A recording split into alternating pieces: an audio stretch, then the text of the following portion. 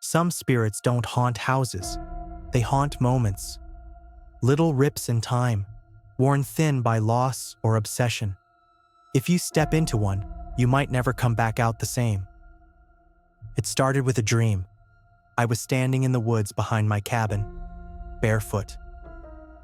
The ground was cold and wet, like early frost, though I don't remember it being winter.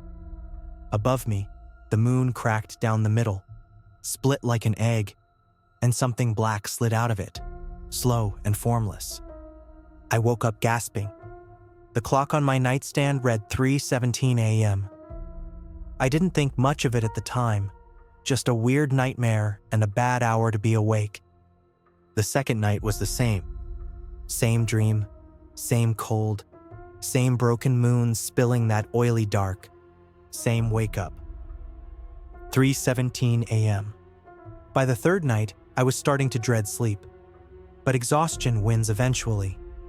I drifted off sometime after midnight and came out of the dream, choking on my breath. 3:17 a.m. again. That's when I noticed something wasn't right. I got up to make coffee, just to shake the feeling. The microwave clock said 3:17, so did the stove. I grabbed my phone, locked screen, 3:17. I reset it. Nothing changed. I went out to my truck. The dash clock blinked 3:17. The radio turned to static the second I touched the knob. I unplugged everything, powered down, rebooted. No matter what I did, the time wouldn't move. It was like the world had taken a deep breath and just held it. That afternoon, I found a cassette recorder on my porch, same make and model I used for field notes. My initials were even scratched into the bottom, but it was half buried in pine needles, like it had been out there for days. Inside was a tape, labeled A. I pressed play. First, static. Then, my voice. Or something pretending to be my voice. It whispered, "You were warned not to remember." I dropped it on instinct. I sat there on the porch for a long time, watching the trees, listening for something I couldn't name. The wind had that hollow edge to it, the kind that doesn't move branches, but still makes you feel watched. Eventually, I went back inside and froze. My wall clock had fallen and cracked. The hands were stuck at 3:17. That night, the dream changed. The woods, the sky, the same cracked moon. But this time, there was a figure watching me from the edge of the trees. I couldn't see its face, but it tilted its head in a way that made my stomach drop. It tilted it just like I do, when I'm listening for something I'm afraid to hear. I woke up gasping. 3:17 a.m. My phone was off, completely dead. But the voicemail icon blinked once. No caller ID, no message preview, just audio that played without me touching it. "You saw me this time." I didn't sleep the next night. I stayed in the living room with every light on, the shotgun across my lap, and my phone plugged in beside me. I watched the windows. I watched the walls. I didn't blink for longer than a second. Around 3 a.m, the power cut out. No warning, no flicker. Just darkness, thick and sudden. The cabin went quiet in a way that didn't feel natural. The air felt stale, pressurized, like the walls were holding their breath. Then the phone lit up, fully charged. The lock screen said 3:17 a.m., and I heard something move above me. The ceiling creaked. No wind, no pipes, just footsteps. Emma's room. That room had been empty for 2 days. Lauren took Emma to her mother's on Thursday. Still, I ran up the stairs and flung the door open. But there was no one there. But the window was wide open, and the air inside the room was freezing. There were footprints on the rug, bare, adult-sized, leading from the window to the edge of the bed, and stopping there. The silence in the room was worse than the cold. It felt wrong, like the space had been occupied, until just before I opened the door. I closed the window, poured salt across the sill, did the same to the doorways, the threshold, every window in the house. It was a habit I hadn't needed in a long time. I hoped I still remembered how to do it right. In the morning, the recorder was gone. I drove into town. I didn't even know why. I just needed to be around something real. I parked in front of the bookstore and found Ms. Fletcher outside, arranging a tray of brittle hardcovers under the awning. She looked up at me with a strange expression. Not fear, not surprise, recognition. You've seen The Hollow Hour, haven't you? She said. What? She waved me inside. Behind the counter, she pulled out a worn notebook from beneath a stack of old journals. Handwritten, faded. She flipped to a page already marked with a ribbon. Hourglass hauntings. A minute cursed to never pass. Time wears thin. Eventually, something steps through. Usually happens to the grieving, she said. Or the guilty. That last part hit harder than I expected. I didn't do anything. Miss Fletcher closed the book. Didn't you? I didn't respond. I went home and dug out my old backup recorder, the one I hadn't used since grad school. I set it up beside my bed that night, hit record, and let it run. I woke up at 3:17. Again, I played back the tape. It cut out halfway through. Dead silence. I rewound it. Played it again. Same thing. Then I found the second cassette on the porch. Tape B. I played it with shaking hands. My voice again, soft and slow. She's not dreaming anymore, it said. She's watching. I stopped sleeping after that. Not just out of fear, though that played its part, but because I couldn't trust myself anymore. I couldn't trust my own memory of being awake. I'd blink and find time missing. Whole hours gone. By the 6th day, I was unraveling. My thoughts were scattered. My body ached. My skin felt like it didn't fit right. But none of that compared to what I found in the bathroom that morning. I opened the mirror cabinet above the sink for the first time in days. Scratched into the wood behind the shelves, etched deep with something sharp. It's your turn to wait. I slammed it shut hard enough to crack the glass. My reflection fractured, split across spiderweb lines. For a second, I didn't know which face was mine. I called Lauren. I didn't want to tell her everything, just enough to keep her and Emma away a little longer. But as soon as the line connected, I heard my own voice speaking to her. "Don't let her come home," Lauren screamed. The line went dead. I called again. No answer. Again. Straight to voicemail. I didn't leave a message. My phone was still in my hand when the voicemail icon blinked to life. I didn't tap it. The message played on its own. "You're already asleep." I dropped the phone. The room tilted around me. I gripped the table to stay upright, breathing like I'd just run 10 miles. I couldn't remember falling asleep. I didn't remember sitting down. I didn't remember recording anything, but there was a new file on my laptop. A video, 10 seconds long, grainy footage, static, shot from outside my bedroom window. It showed me, laying in bed, motionless. Then I sat up. In the video, I turned to look directly at the camera. I smiled and raised one finger to my lips. Shh. Then the screen went black. I stared at it for what felt like forever. I hadn't slept. I swore I hadn't slept. But if I didn't, then who the hell was that in the bed? I drove to Miss Fletcher's at first light. I don't even remember starting the truck. I just remember the cold leather of the steering wheel and the way my hands wouldn't stop trembling.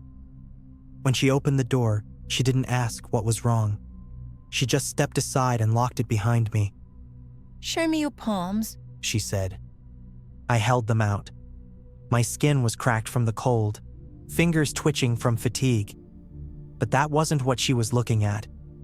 Her eyes scanned the lines of my left hand, then froze. She reached out and traced a shape with her fingertip. The lines on my palm had shifted.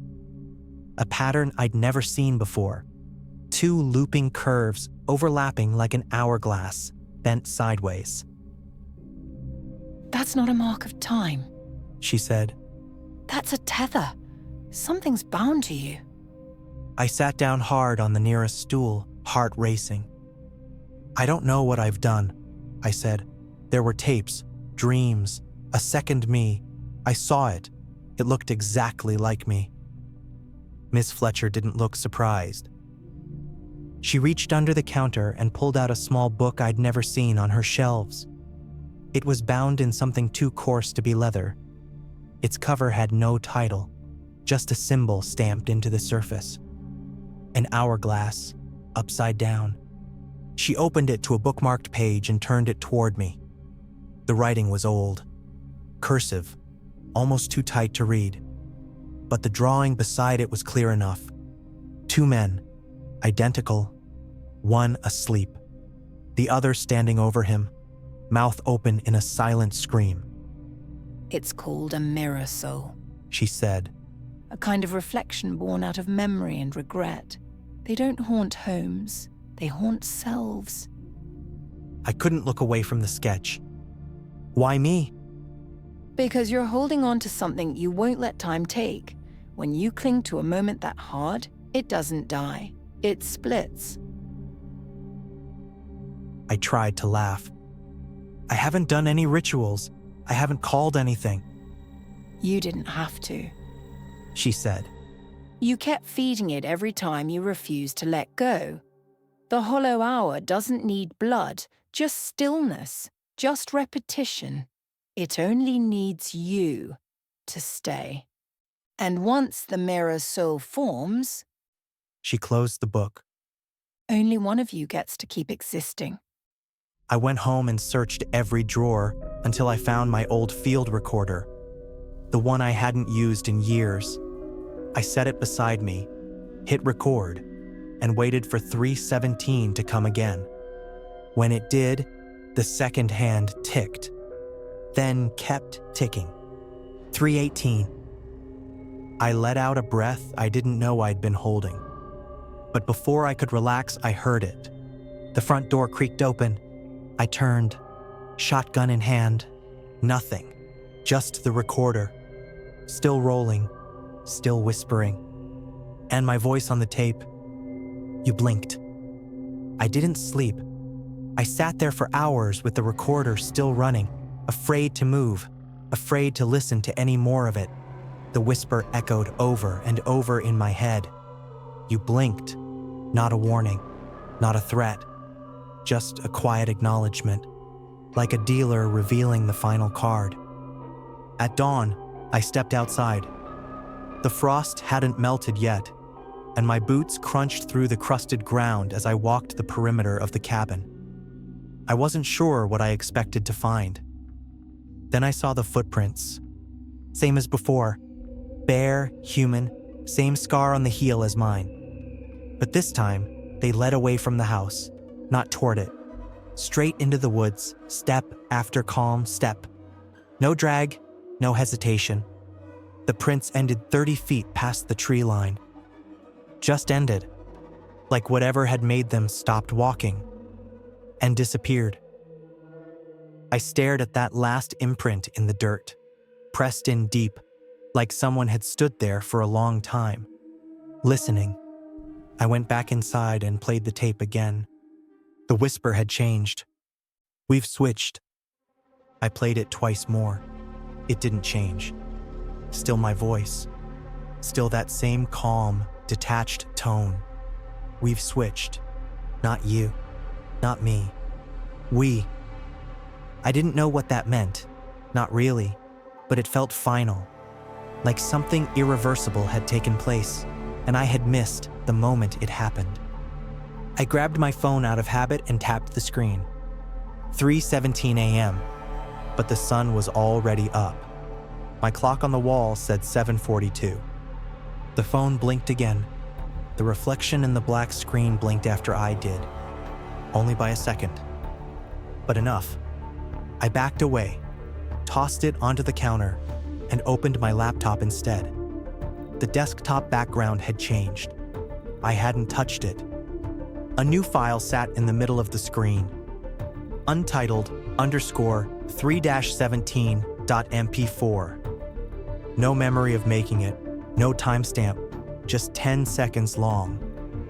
I clicked it. Footage played, shot from outside my bedroom window.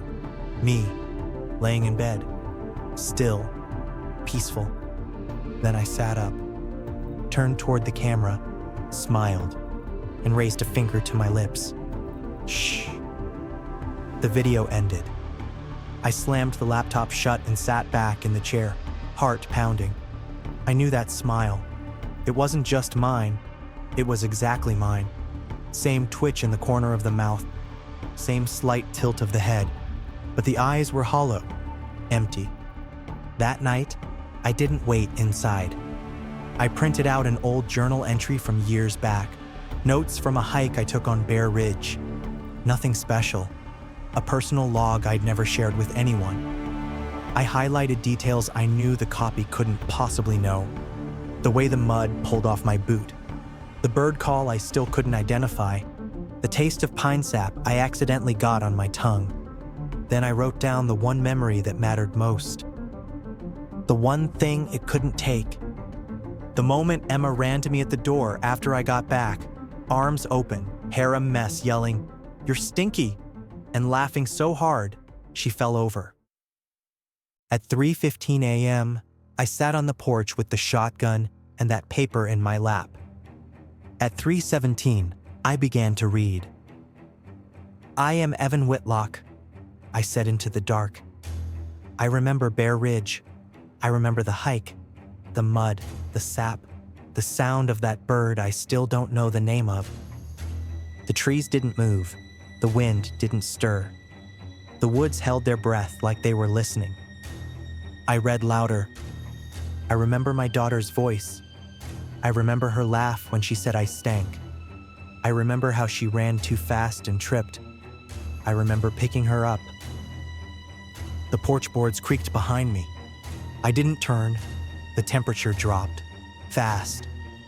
I could see my breath hanging in the air, even in the dead of summer. I heard footsteps, slow, deliberate, crossing the gravel. I waited until the sound stopped. Then I looked up. It was me. Not like the tapes, not like a dream. It was me. Same jacket, same beard, same scar above the eyebrow. But there was no life in the eyes, no flicker of recognition, just a perfect imitation, as still as a photograph. It smiled. "You don't have to fight this," it said. "You've carried the weight long enough. Just rest. Let me take over." Its voice was gentle, almost kind, but the cadence was just slightly off, like a note held too long in a familiar song. I didn't answer. I held up the paper and read it again. Every word, every detail. The copy frowned. "That's not who you are anymore," it said. "No," I said. "But it's who I was, and that's something you'll never have." It stepped closer. The porch groaned beneath its weight. "You're tired." I nodded. "Yeah, but I earned it." The ink on the paper had begun to blur. Letters ran together, smearing from the edges inward. The page trembled in my hand. I struck a match and touched it to the corner. The paper caught instantly. Orange licked across the memory as it burned. The thing that looked like me recoiled. Its skin warped. Eyes flickered like dying stars. The smile cracked, splitting too wide across the jaw. I didn't move. The fire burned out in seconds, and the last of the page fell into ash at my feet. For a moment, everything stopped. Then the figure exhaled.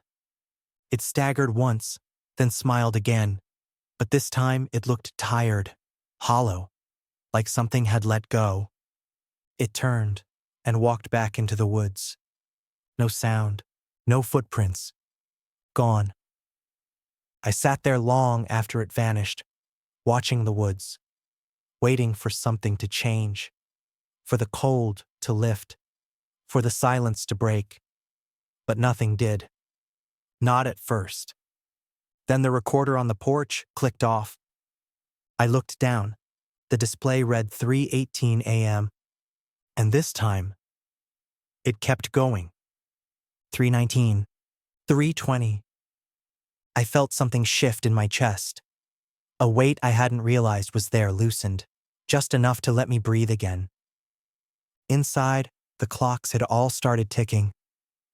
Not fast, not slow, just normally. I stood in the kitchen and listened to one tick into the next, a sound so small I'd never noticed it before. Now it felt like proof that the world still worked. I called Lauren as the sun came up, didn't tell her what happened, didn't mention the tapes, the dreams, the thing with my face. Just told her it was safe to come home, that I missed them, that I was ready to try again. That night, I slept. Not deeply, not for long, but for the first time in a week, I didn't see the moon crack open. I didn't hear a voice whisper my name. No shadow stood at the edge of my bed. I just closed my eyes and drifted off. In the morning, everything was exactly where I left it. I made coffee. I watched the sun rise over the ridge, and I didn't check the time. I didn't need to. Whatever it was, whatever stepped through that moment, I think it got what it wanted. And it wasn't me. If this story left you with a lingering chill, be sure to hit the like button, subscribe, and turn on notifications so you never miss a story. And tell me, what memory would you hold on to if it was the only way to prove you were still you? Let me know in the comments below. Thanks for watching Cabin of Whispers. See you next time.